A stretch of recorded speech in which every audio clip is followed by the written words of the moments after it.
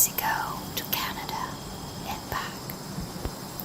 In early November, many gathered to spend the winter in Mexico. Some believe their arrival indicates the return of our ancestors for Día de los Muertos.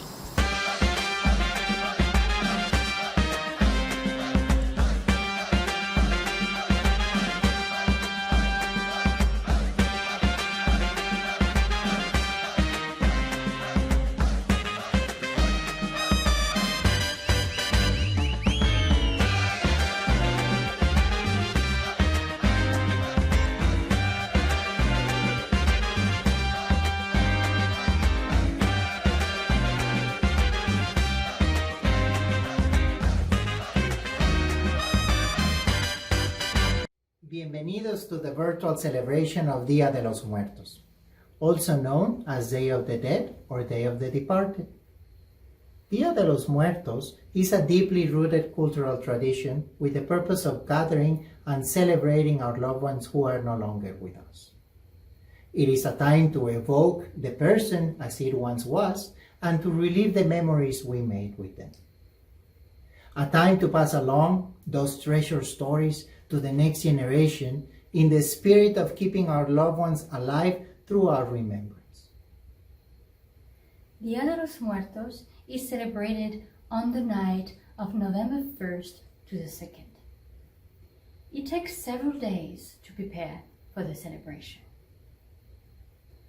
Even though one may feel melancholic while remembering the beloved ones who have passed on, Día de los Muertos is primarily a festive day, filled with joy at gathering families and friends to celebrate life, to celebrate the lives of our departed.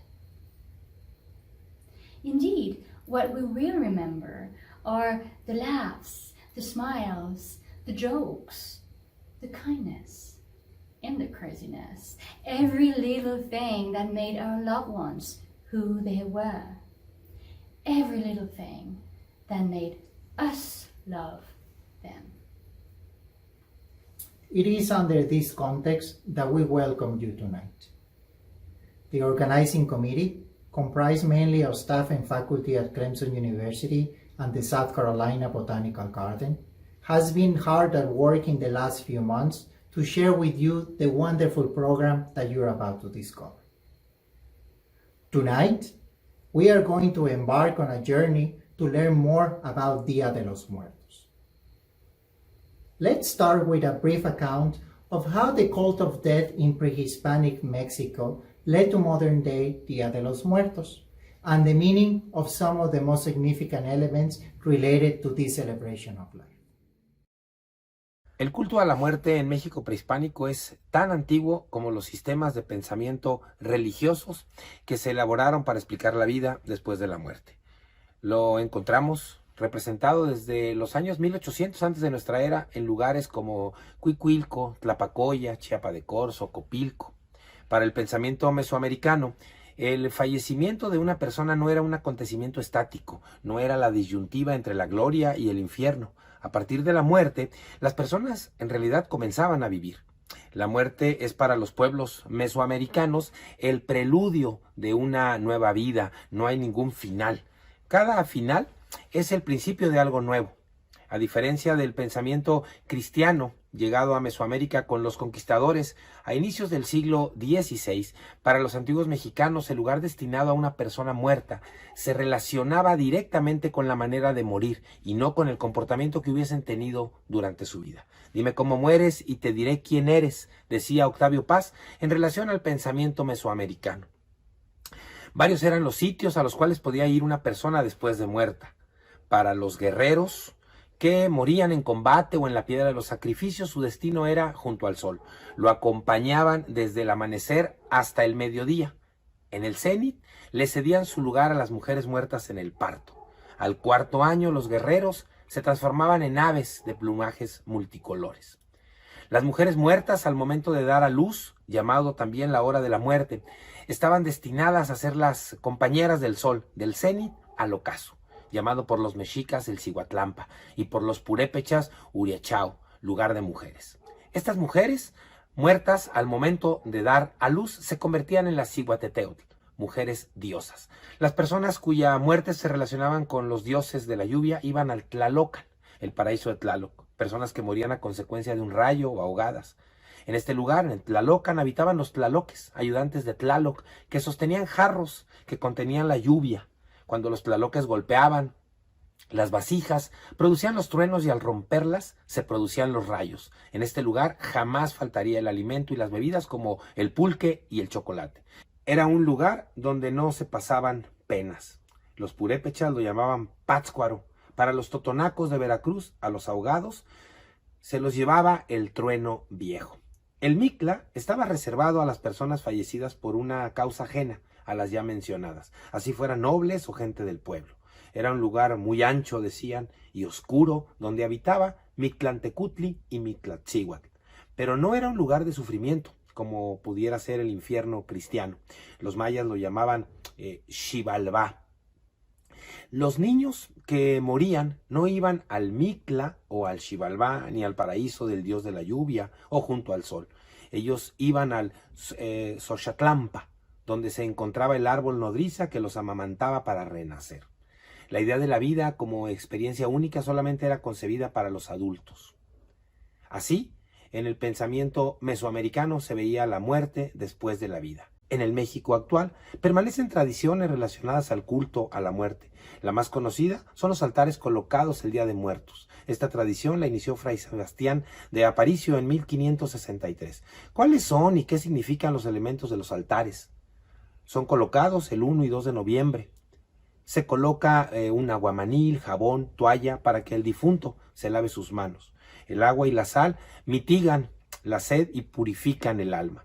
Las imágenes religiosas son muy importantes. El altar es precedido por una estampa del ánima sola y por el retrato del difunto recordado. El ánima sola es situada en memoria de aquellos difuntos a los cuales no se les coloca un altar. Las calaveras de azúcar instaladas en la parte superior del altar hacen alusión constantemente a la muerte.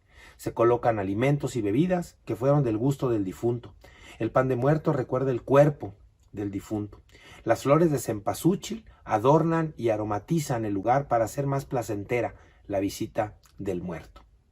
Se ponen velas en número igual a los muertos de la familia y otras más por las ánimas que quedaron solas. Las veladoras de color rojo simbolizan la sangre, el principio de la vida, y las azules significan la oscuridad, el fin. Se ubican 4 cirios en forma de cruz que representan los puntos cardinales. Esto con el objeto de que el ánima se pueda orientar. Los colores del papel picado también tienen un significado muy importante. El color morado, por ejemplo, es en señal de duelo. Se pone una cruz grande de ceniza que sirve para que el ánima al momento de llegar al altar pueda expiar sus culpas. La quema de copal aleja del lugar a los malos espíritus y así el ánima pueda entrar sin riesgo alguno a su casa.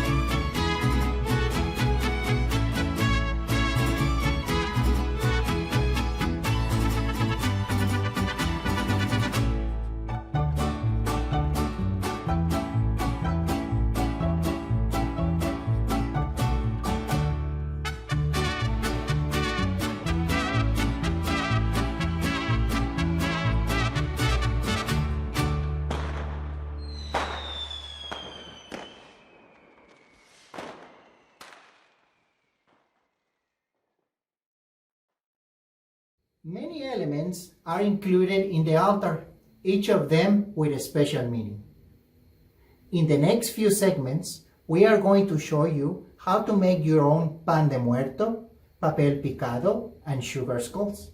It is not as complicated as you may think. Making a Catrina is a bit more complicated, but nevertheless, we'll show you a little bit of her history and showcase a beautiful Catrina created by artisans from Michoacán, Mexico.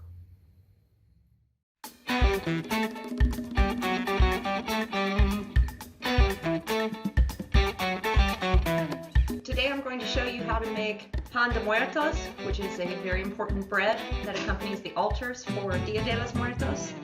It's from the allrecipes.com recipe that's provided. Assemble your ingredients. You need a 1/4 cup of melted margarine, a 1/4 cup of milk, a 1/4 cup of warm water. Warm is defined as being about 110 degrees, 3 cups of flour, 1 1/4 teaspoon active dry yeast, a 1/2 teaspoon of salt, 2 teaspoons anise, a 1/4 cup of sugar, 2 large eggs, and 2 teaspoons orange zest. We're going to start by putting about 1 cup of our 3 cups of flour in the bottom of the mixing bowl. In with that, we are going to combine our yeast, salt, a 1/4 cup of sugar, and the anise. This is a mixture of water, milk, and margarine, cooled now to 110 degrees. We're going to pour that liquid in.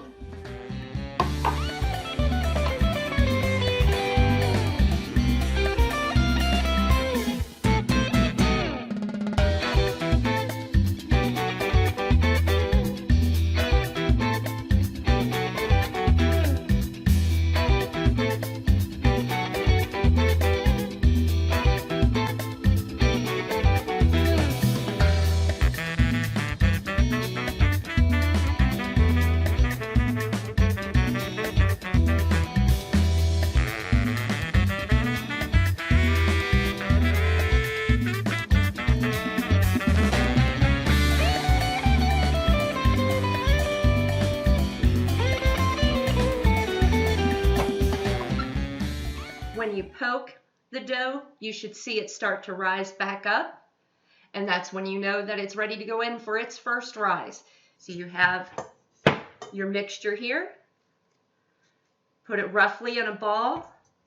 You can spray just the sides of the pan with a little bit of nonstick spray. You're going to cover it with a dry, clean cloth and put it in a warm room for 2 hours so it can have its first rise. So we'll see you after that rise. Okay, 1.5 hours to 2 has passed. We get to do one of my favorite parts, which is to punch it. You take your dough out of your bowl, and as you start to shape it in a ball, you're going to cut off a small section, and we'll use that in a minute. So just manipulate the rest of your dough till you have a nice little dome.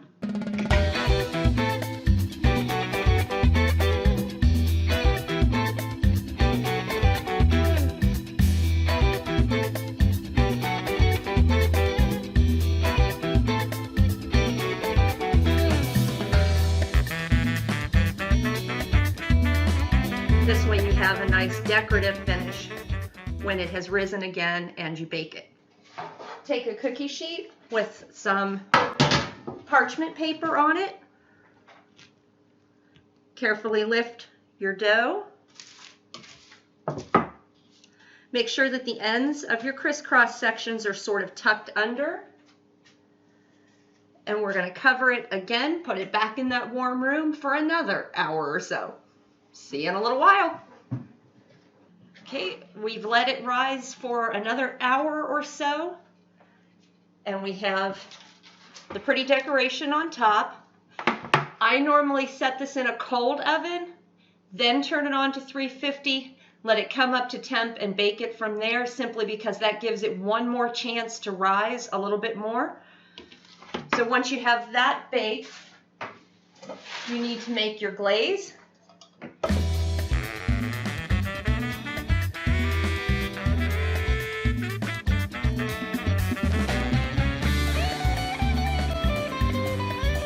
When your glaze is ready and your bread is warm from the oven, simply spread the glaze all over the bread. It's very thick, but try to get it everywhere. Once you have all of your glaze, you sprinkle sugar over the top, then let it sit, and you have your pan de muertos.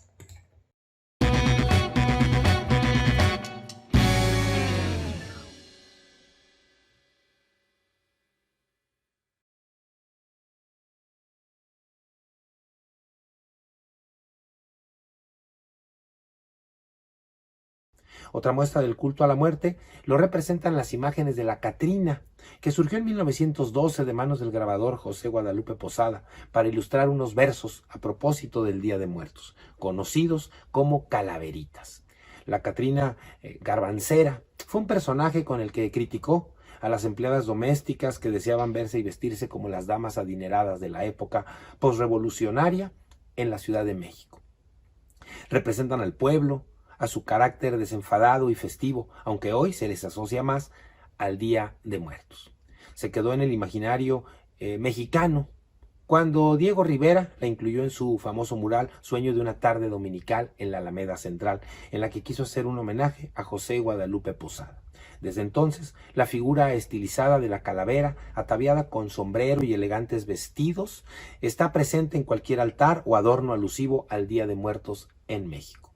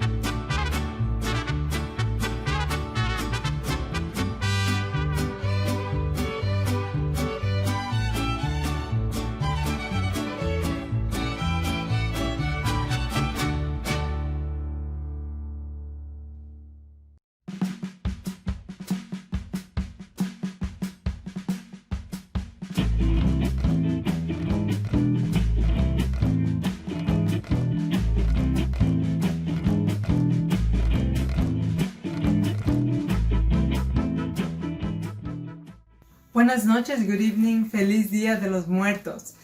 This evening we will be working on how to make a papel picado, which is a Mexican craft used for decoration purposes during Día de los Muertos. For this Mexican craft, papel picado, you need a tissue paper of any color, okay? And then you need a pair of scissors. The first thing you want to do with tissue paper is, of course, cut it to a rectangle size, like a size of a piece of paper. And once you have your rectangle size, you want to fold it twice over. So once in the middle, just give you like this, and then once again in the middle.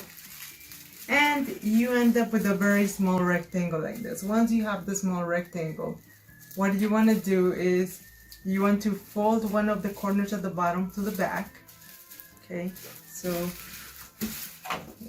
when you fold down to the back, you have a shape like a rectangle, a triangle like this. And then what you want to do with this is further from this side, fold that to the front. So when you fold it to the front, you're left with like a paper plane, and then there's a flap. You should have a flap on the side. So what you want to do is kind of put that upside down. When you put the flap upside down, you're going to make a cut right on the inside of all the edges. So I'm going to make a nice small cut here. So you should have something like this. And then you want to cut a small triangle. Like that. So you're left with something like this. And you want to here in this corner make it a little round, a little bit round, and then make it give it a nice round shape like this. And then the tip, you're gonna cut it from the bottom to the top, just a little bit, right? So you're left with something like this. And then we're almost done. So now once you cut the bigger triangle, you're gonna cut a small triangle right next to it. So just gonna go cut it right here. And once you cut that little one, it's all set. You undo it, and you should come out with a beautiful flower like this with many edges. And it is all set. And as you can see in the table, there are many other designs you can do depending on your creativity. This is one of them. There are other ones that are made by my students from my intermediate and beginning courses, so I'm very grateful for them. I hope you've enjoyed tonight making papel picado.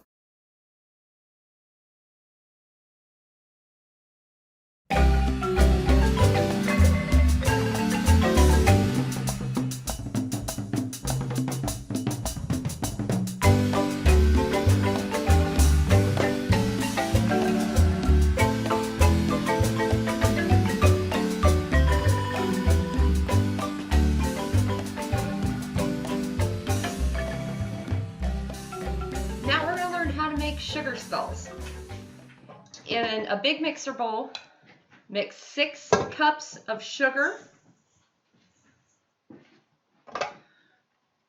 with a 1/4 cup meringue powder. If you don't have meringue powder, dried egg whites can work. A 1/3 cup of water.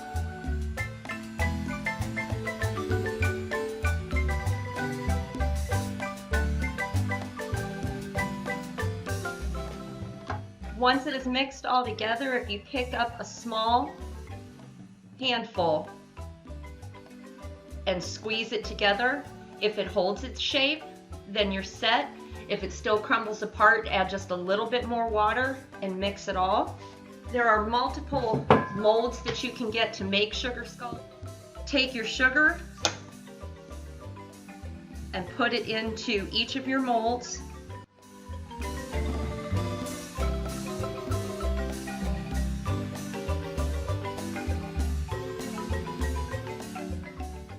You want to smash it down really hard to make sure that you have all of the air out of it.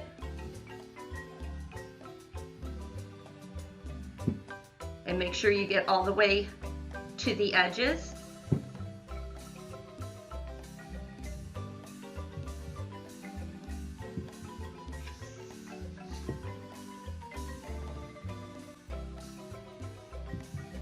You do want them to be level on top though, which will actually be the bottom, just to make sure that when you have them on your altar or on a plate as a decoration, that they sit flat.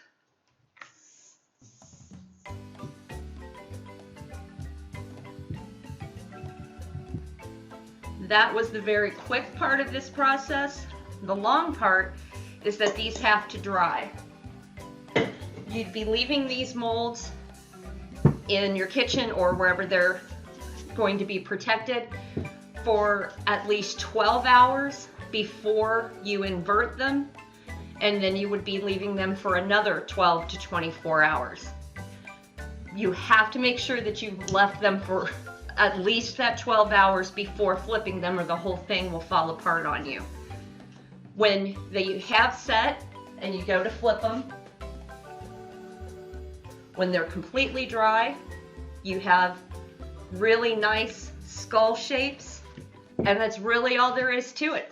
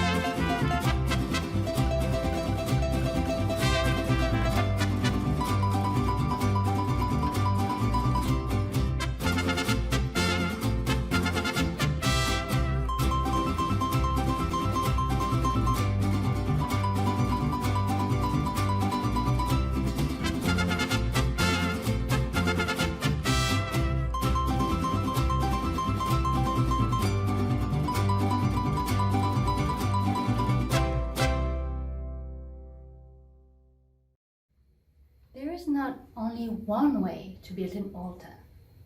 You can start by placing portraits at the top, then consider adding some of the meaningful elements we introduced earlier, and also a few things your beloved ones really liked, so they can feel welcome and well remembered.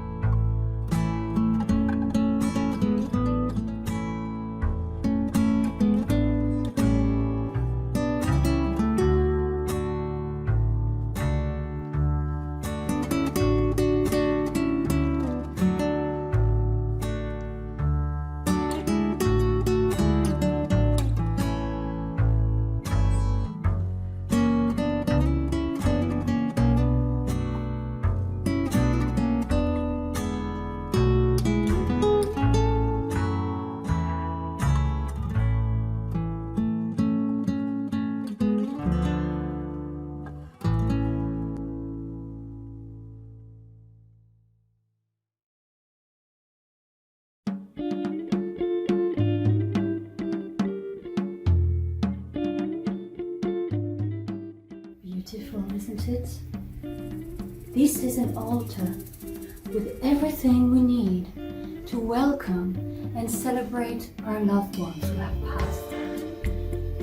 This is really the most important part of the celebration Day of the Dead. But it is not the only one. There are also satirical poems known as calaveras literarias. Intrigued? Want to know more? Follow me.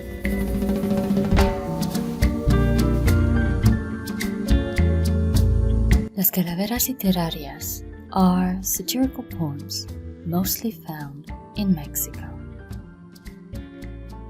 The first calaveras literarias were published in 1849 in the left-wing newspaper El Socialista.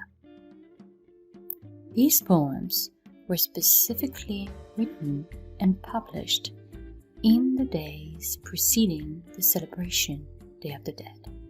The calaveras literarias did not always receive warm welcome, since they were often critical of the government in place or of a specific reform or law. Many were banned or even destroyed in the past. This poem, La Reforma Laboral, criticizes the labor reforms in Mexico. The era of labor reforms started in the second half of the 19th century in Mexico and was very controversial.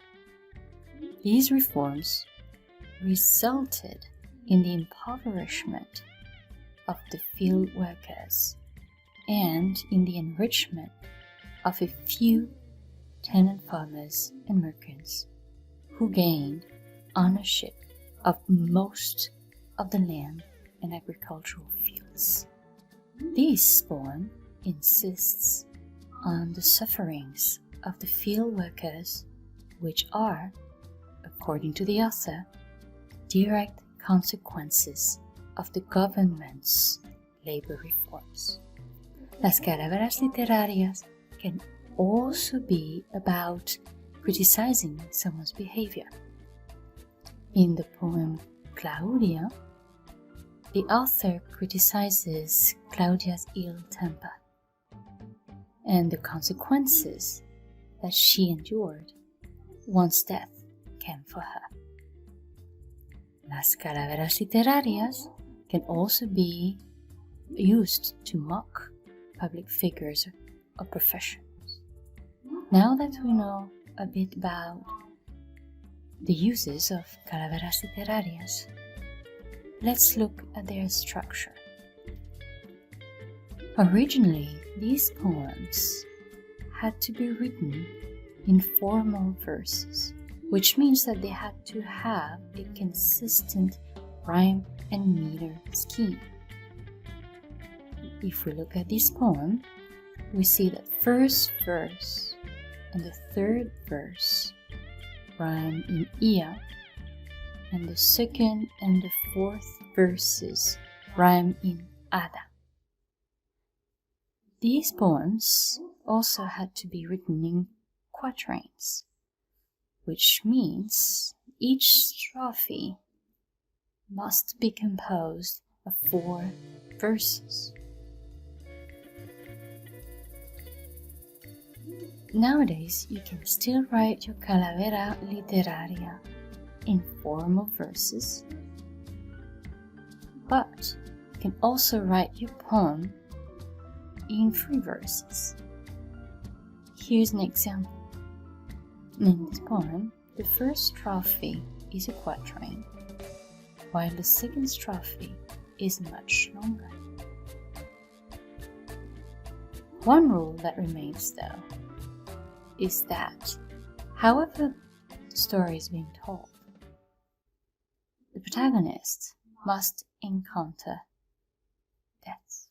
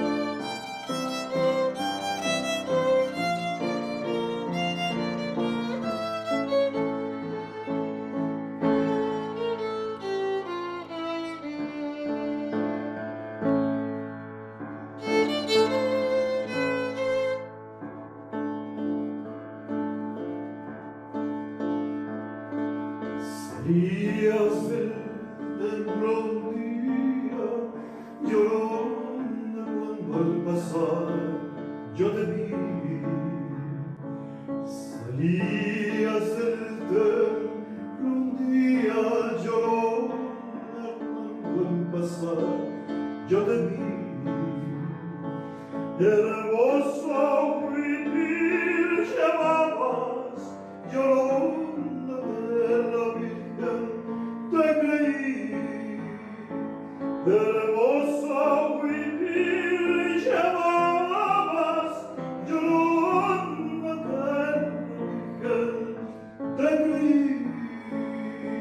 Hoy de mí llorona, llorona, llorona, de un campo limpio.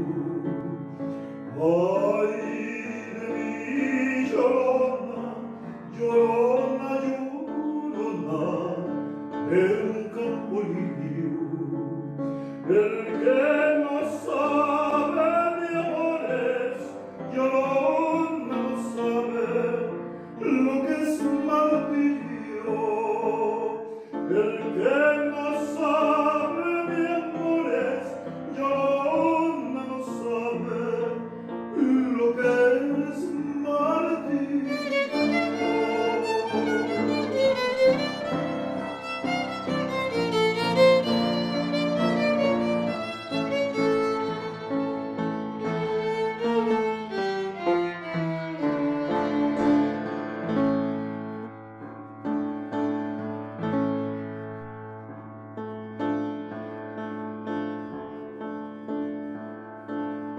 Sé que tienen las flores, llorona, las flores del campo santo.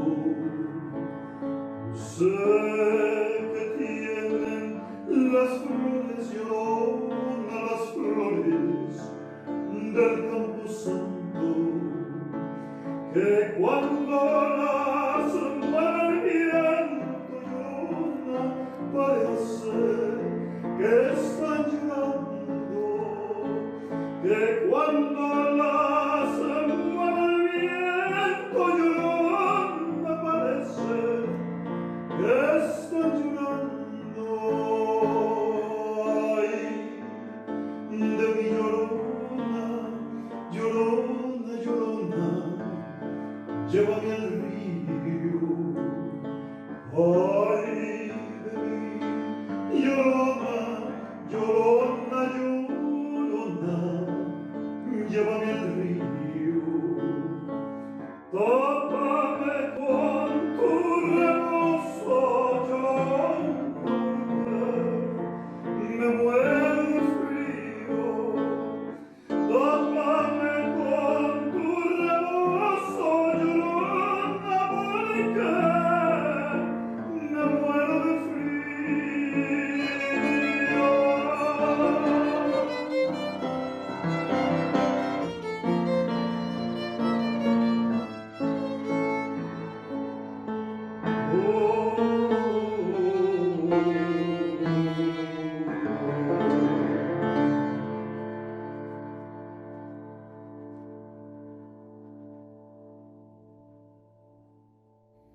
What a performance!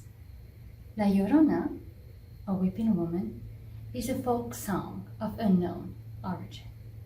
What we do know, however, is that it gained popularity during the Mexican Revolution in the early 1900s. La Llorona is a love song, but it's not related to the legend you may know of a murderous mother. Before we conclude our evening, let's take a look at some altars we've prepared just for you.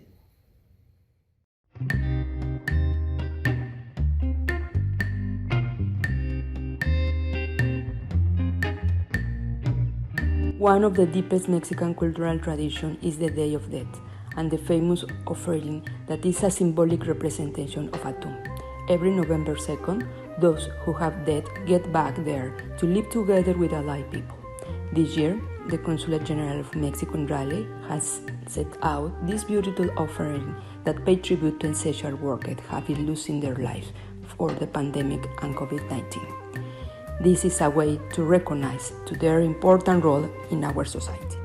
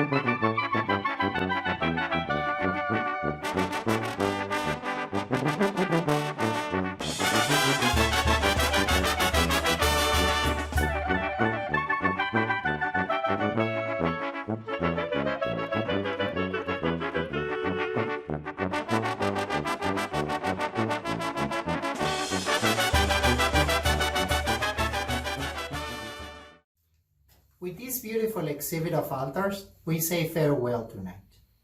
On behalf of the organizing committee, we want to thank you for your time tonight and invite you to join us in 2021 in the South Carolina Botanical Garden.